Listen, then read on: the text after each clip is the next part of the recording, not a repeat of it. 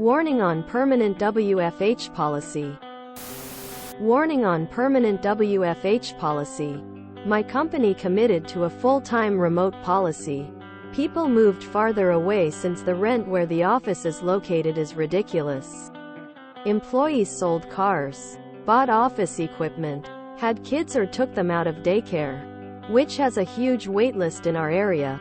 ECT. Now the CEO sends us an email Thursday morning, without any prior warning or any sort of indication this was going to happen, saying in 3 months we are switching to flex and being forced to be in the office 3 days a week.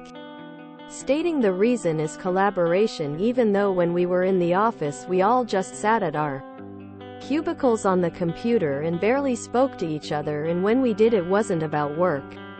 The data showed we were even more productive at home, which is why the full-time WFH policy was implemented.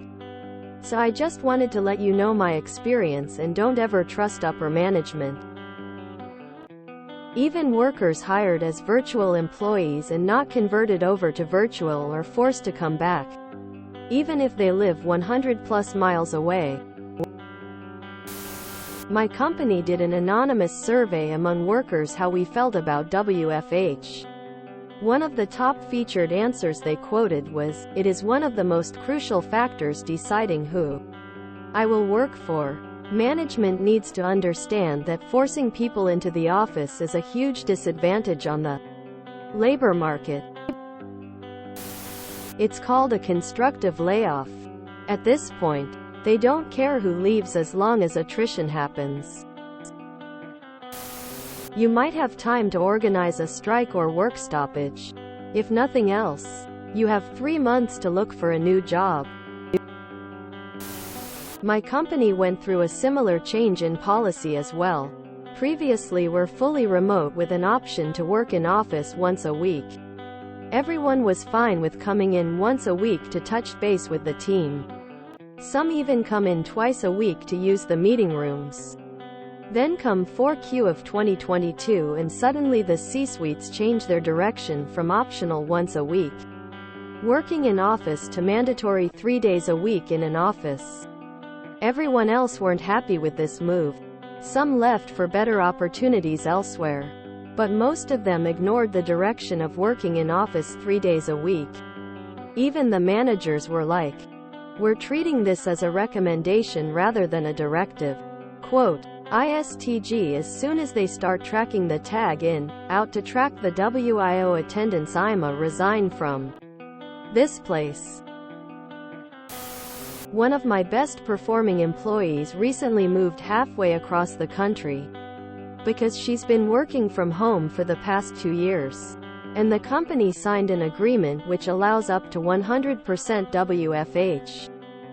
Then our GM then decided that he doesn't want anyone to work from home 100%, and they will reject all applications exceeding 40%. I fought this through the ranks all the way up to corporate levels, but there was no use. Naturally, this employee left the company, and it took us 5 months to hire a temp, who not only costs more, but also does less than the employee they drove out the door. I'm still so incredibly mad at this idiocy, but there was nothing left I could do to save her job. It's curious how many companies are doing exactly this at the moment, going from full remote to 3 days a week in the office. The CEOs are talking to each other to make sure the plebs don't get too uppity. My response was, haha. No, still haven't been fired yet. No is a complete sentence. Don't quit. Let them know if they want to change the terms they have to fire you. Control and empty commercial real estate if you wonder why. You may have been more productive, but your CEO was not. How can they justify their large salary if they can't do their job under challenging work conditions? If only your company had a board of directors who could push back against the CEO and force them to do what is in the best interest of the company as a whole, and not just the CEO. What is up with the goddamn bootlickers in these comments? I made sure to get in writing that the company approved my permanent work from home status. So if they ever tried to rescind it, I could fight it legally. Start organizing for a union now. We work for the same company. I can tell you that upper management was not consulted on this decision. We were only notified 24 hours before you were. I can also tell you that plenty of upper management is just as pissed as you are. I've already done some job hunting, which I'm sure was the intent of the whole thing. I basically said that I will tell my people what the new expectations are and help them meet those new expectations. But I will not blow smoke up their ass and pretend that the new expectations make sense. My takeaway in all of this is that our new leader is an asshole. And that those of you who have the opportunity to leave should. I'm stuck for a variety of reasons. But I look forward to watching things burn down around me while I get paid to say, I told you so. This is one of my biggest fears. I work in Italy from home. I would like to relocate in a rural area, but I'm really scared that one day they will force me to get back to office, even if all of my colleagues are scattered all around the peninsula.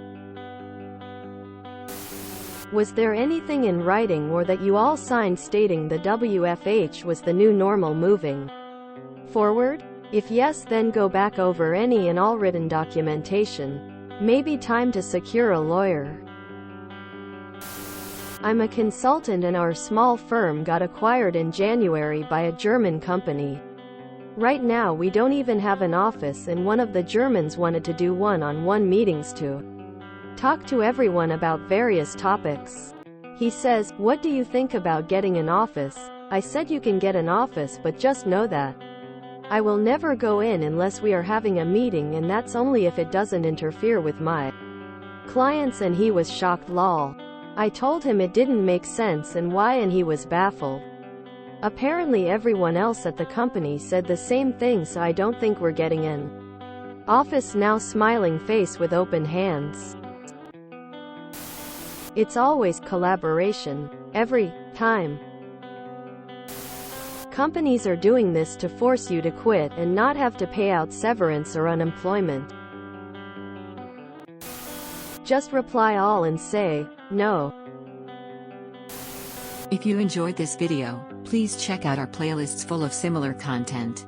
Epicaricast is like doom scrolling for your ears. Please like, share, and subscribe.